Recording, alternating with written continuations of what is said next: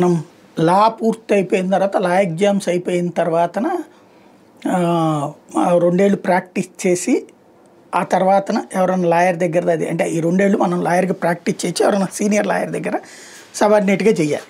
ఆ తర్వాత దీన్ని బేస్ చేసుకొని మనకి పర్మనెంట్ చేసేటటువంటి సందర్భంలో ఈలోపు బార్ కౌన్సిల్ ఎగ్జామ్ రాయాలి. ఈ కౌన్సిల్ ఎగ్జామ్ దగ్గరన ఓ సిస్టమ్ ఉంటుంది. టెక్స్ట్ బుక్స్ పెట్టుకుని రాసుకోవచ్చు. గైడ్లు ఇట్లాంటివి కాదు. టెక్స్ట్ బుక్స్ పెట్టుకోవచ్చు. కాకపోతే అసలు ఆ క్వశ్చన్స్ అందులో ఎక్కడ ఉన్నాయో తెలుసుకోగలిగితే వాడు బాగా చదివినట్టే అనమాట. ఇది అంటుంటారు.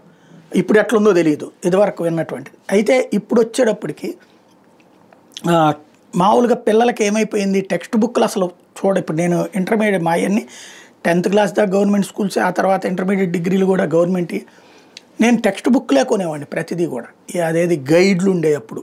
తర్వాత కాలంలో ఈ బిట్ బ్యాంక్స్ అని చెప్పి తర్వాత స్పెషల్ బ్యాంక్స్ అని చెప్పేసి ఇట్లాంటివి వచ్చినాయి. ఇంపార్టెంట్ క్వశ్చన్స్ బ్యాంక్స్ అని అట్లాంటివి నేను ఎప్పుడు కొనలేదు. అంత ఆర్థిక స్తోమత కూడా ఉండేది కాదు. టెక్స్ట్ బుక్లోనే చూసుకుని ప్రిపేర్ అయ్యేవాడిని. ఇప్పుడు అసలు టెక్స్ట్ బుక్కే చూడట్లేదు. ఇవే తీసుకుంటున్నటువంటి పరిస్థితి ఉంది.